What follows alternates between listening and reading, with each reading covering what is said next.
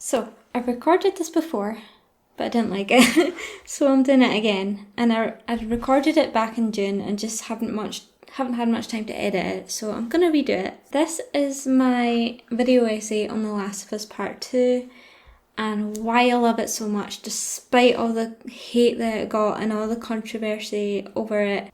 First of all, one of the main reasons I love The Last of Us Part 2 is because I first played it in the second lockdown in the UK, the lockdown between January to April before I went back to work. It was such an escape for me because, like everyone else, my mental health wasn't the best because of lockdown. It was such a huge distraction for me and I completely fell in love with the game. I think I played it 3 times in lockdown. I think that's why it has such a special place in my heart, because it helped me a lot. Also, I managed to avoid all the leaks and spoilers somehow. I really got to experience it like a new game with a fresh pair of eyes. So yeah, that's the first reason.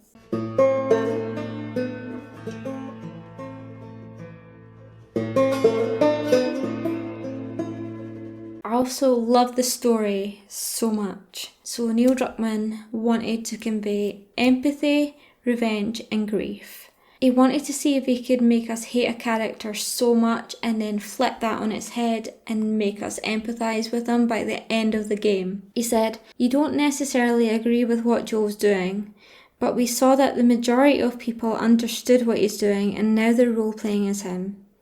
I might not do this, but I understand why Joel would.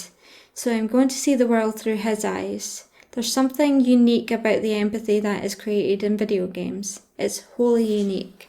Can we build a whole experience through this concept? Can we make you hate someone to such a degree that you want to hurt them in really horrible ways for what they've done to you, and then all of a sudden make you play as them?" And the challenge was, can we get you to empathise? So this did not work with a lot of people. A lot of people still hate the game to this day because of what happens with Abby and Joel. And spoilers, if you've not played it or watched a playthrough, you can watch mine if you want. Joel is killed by Abby in a really brutal, violent way in front of Ellie. And Joel was such a beloved character, so obviously people are going to be mad about that. And we can't blame people for that.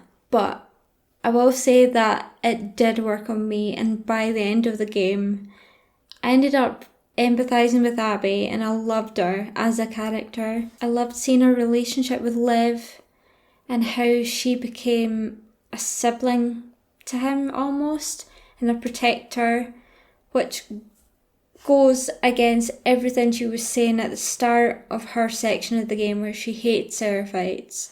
Of course, the moment when you first kind of realise that you have to play as Abby, no one likes that.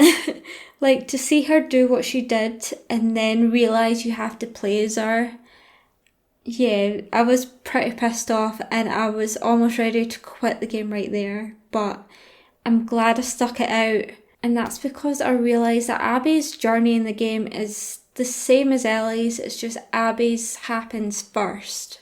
Like, I can't fault Abby without faulting Ellie. A major theme in this game is that sometimes you could do terrible things, but that doesn't always make you a bad person. And we're not always our actions. And I see this in Abby, Ellie and Joel. And I understand, again, why people don't like Abby for what she did. She killed such a loved character. But the hate that the actors got, like Laura Bailey got so much hate and death threats for playing Abby. And to me, that is just ridiculous. It's so stupid. She's an actress. She had a job to do and she did it really fucking well. And to send her hate just for this, it's so sad. I understand that games mean a lot to people and you get attached to the characters. I do that myself, and I hate to be the person that says it's just a game, because obviously it's more than just a game. At the very bare bones of it, it is just a game. Joel was never killed because he does not exist. Abby didn't kill anyone because she doesn't exist. So until Laura Bailey goes at someone with a bloody golf club, Just let the actors do their job, please. It's so dumb to me. Also, I feel like a lot of fans of the game get a lot of hate for just liking it. Like, we're not allowed to enjoy it because this thing happened. And to me, that's also pretty dumb. And like, a lot of people that love the game get hate for liking it. And to me, that's really unfair. Because we can hate what Abby did in the game, but we could still enjoy the game. Those two things can exist at once. And it's okay to like it, even if you hate what she did. Even if you hate her as a character, it's okay to like the game. And I think a lot of people pick on the people that like the game because of this, and it's really unfair. This isn't a video to persuade you to enjoy the game if you don't. If you don't like it, that's okay. It's not for everybody. But don't hate on the people that enjoy it, because it means a lot to them, and I don't like it when people spoil things for other people or tear them down for liking something and making them feel bad about it. It's not fair. People have their reasons for loving it as you have your reasons for hating it, and that's okay. Let's just respect each other's opinions, even if we don't agree on them.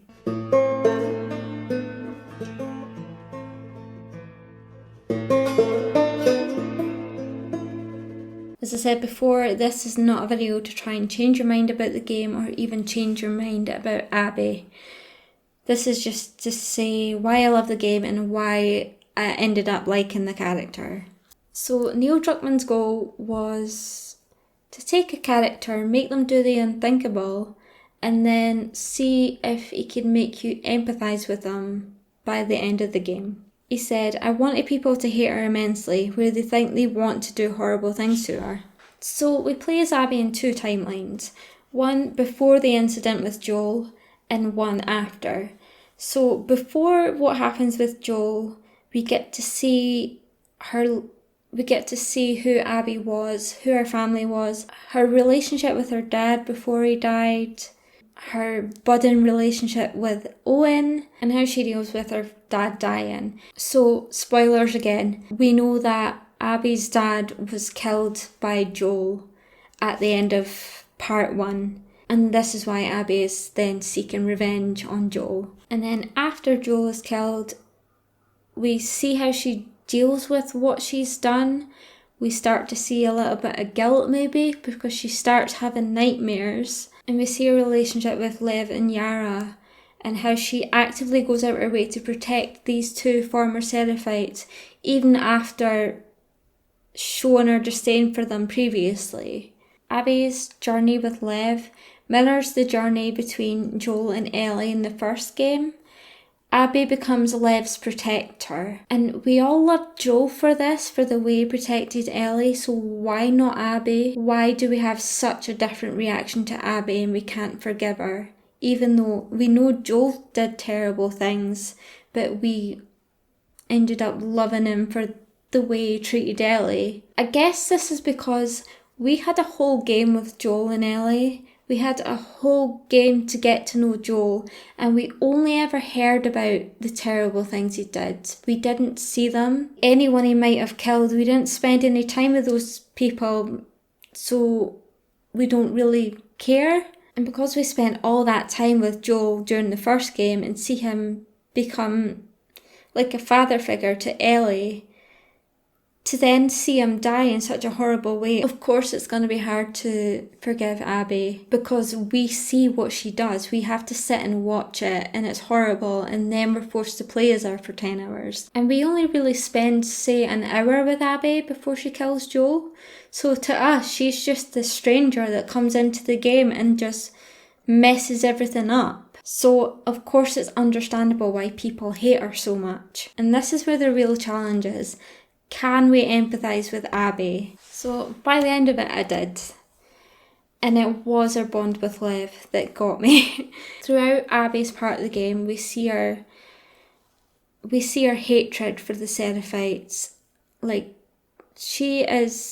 Abby's a well-trained wolf, and she knows where her loyalties lie. And to see her change that, and to open her mind a bit more and protect these kids that are part of the enemy group. That's what got me. So we see her loyalty start to shift, and we see that confirmed on her night with Owen, where he tells her what happened with the Seraphite. She even has a nightmare about Yara and Lev, and she feels she has to go back and help them. And now she has an ally in Owen to help her. The whole journey with Lev to the hospital to help Yara has shown us that Abby wants to make amends in some way, and she says it herself that she feels she needs to lighten the load. It shows that she feels guilt for something and needs to do something about it. And to me that says that we're more than our actions, and grief can make us do some terrible things, and it doesn't mean that's who we are as a person. It shows that Abby has this whole other side of her, and I guess that's harder to kind of get to grips with when we see it after the fact that she killed Joel. But as I said, it shows grief can blind us, and it can make us do terrible things, just like we see with Ellie.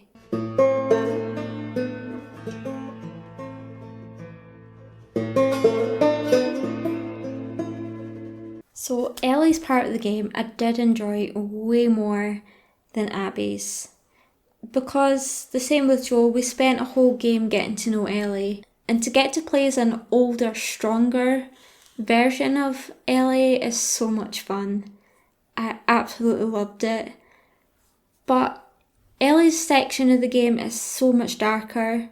Like, we have to watch her slowly descend into this darkness after watching Joel get killed right in front of her, and it's so hard to watch and even harder to play sometimes. And it's one of the reasons I love this game so much, that this game would be so bold to make you go along with Ellie, because you're not only watching this happen, you are actively partaking in this happening, and you're partaking in Ellie doing these terrible things, because if you don't, the game can't finish. The game can't continue. For example, in the hospital against Nora, the game won't carry on unless you hit that square button to hurt Nora, and you're forced to do it. Even if you don't want to, you have to. To me, that's fucked up, but I love it. I love that a game puts you in that situation. At the start of the game, Ellie is adamant that she's only going to get Tommy and help bring him home. But it becomes obvious that she's going after Abby, and slowly she's getting more and more obsessed. Dina and Jesse see this. It's so obvious. We see this in the scene with Ellie and Jesse before they split up, that Jesse's pissed off with her. He wants to go and get Tommy so they could go home because Dina's ill from being pregnant. Ellie's just a one-track mind. She's going after Abby. That's it. And because they split up, it leads to Ellie killing Mel, who's pregnant, and Owen. Even at the farmhouse, after trying to live a normal life with Dina, the obsession is still there. Tommy's visit doesn't help. And we see Ellie leaving Dina and JJ behind, all because of this obsession to get Abby. It shows how an unhealthy obsession can ruin your life. Like, Ellie loses Dina and JJ. Jesse dies because of it. Tommy gets injured, and Ellie ends up alone, which is what she always feared. Ellie's story is so heartbreaking, and I hope in part 3 that she finds some sort of peace and manages to settle. I would love to see that for Ellie's character. We also see Ellie struggle with what her relationship with Joe was like before he died. Like, she spent so long being angry with him, rightly so, but about what happened at the hospital. And after he died, I think she feels that she wasted so much time being angry. The last conversation they have, she finally starts to forgive him, and then the very next day is when he's murdered. I think she feels so much guilt for that. Like, she's wasted so much time, and now she feels she has to do this for Joel to make up for it. On top of this, she also feels survivor's guilt. She feels it's her fault that they still live the way they do with this virus. She was the cure, and now that opportunity is gone, and she feels it's her fault. When Joe was killed, avenging him was the only way to make things right, and that avenging him became her new purpose, and it's all she felt she had to live for, which is not true because she had Dina and she had JJ and she had her new life. At the end of the game, in our last fight with Abby, Ellie is drowning her and thankfully lets go. This is her realising that this isn't worth it anymore, and Joel's still dead. She leaves the beach having made a choice of her own after being robbed of many others. She shows restraint. Ellie's decision to spare Abby is her way of forgiving Joel through her.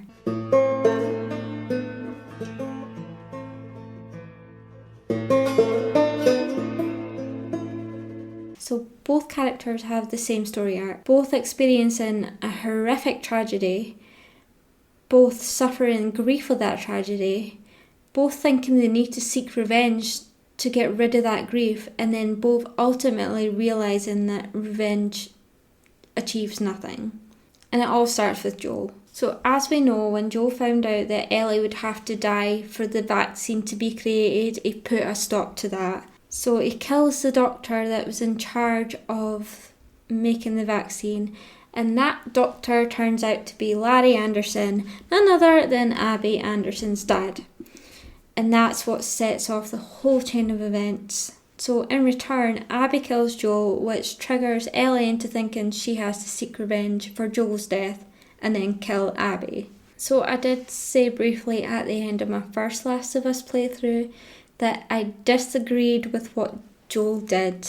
To be honest, I go back and forth on it. I change my mind all the time because there are good cases for both sides of it. I do understand why he made that decision. He and Ellie bonded, and I think Ellie reminded him of his daughter, and he went through one death of a child. I think he didn't want to go through another. But saying that, Joel wasn't her dad, and I know that Ellie was very young, only 14, but at the end of the day, it was still her decision to make, not Joel's, not the doctor's. She says herself in The Last of Us Part 2, I was supposed to die in that hospital. My life would have fucking mattered. But you took that from me. The whole thing plagues Ellie in the flashbacks with her and Joel. Like, we see her talking about never having met another immune person, and you could tell that she feels guilt for surviving. It was neither Joel's choice or Larry's to make, but ultimately Joel's choice set his fate. Larry was killed, obviously Abby was devastated, so killed Joel, and we come to see her realise that didn't solve anything. And then we see Ellie go in the exact same path. She loses someone that was like a father to her, and she feels that revenge is what she needs to make things right. Ellie's even more consumed by her want to kill Abby, and she ends up killing each of Abby's friends in turn. Everyone that was there, she kills them all. She kills them all until she gets to Abby, and it's not until the very last second when Abby's almost dead that she changes her mind and realises that this isn't gonna help anything. So she learns the same lesson that Abby learned before her, and they both follow the same pattern throughout the game.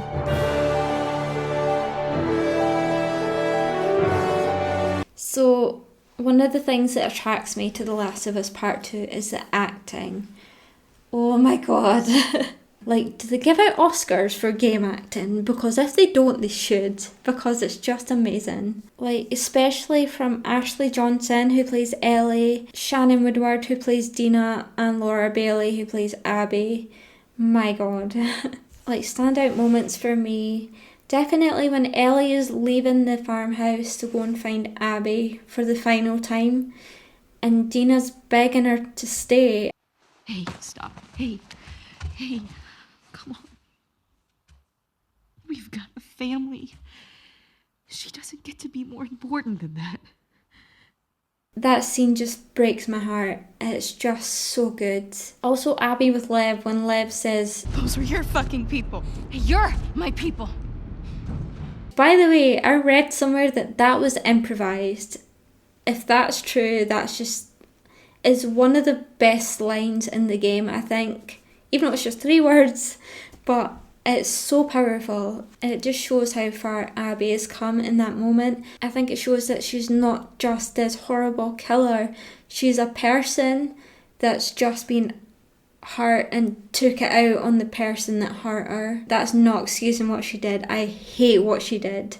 I think it's horrible, but I see the reasons behind it, and I see that she is also a person. The actors have this ability to bring you in the moment with them and make you feel that you're there with them. It feels so real to me, and it's so good. I love it so much.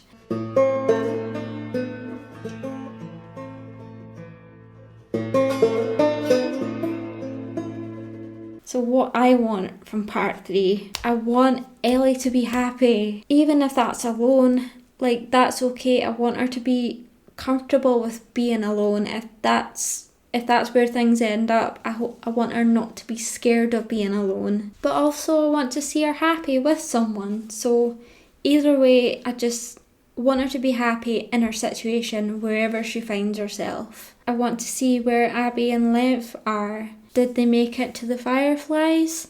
I want to see the return of the Fireflies. It sounds like a bloody Star Wars movie.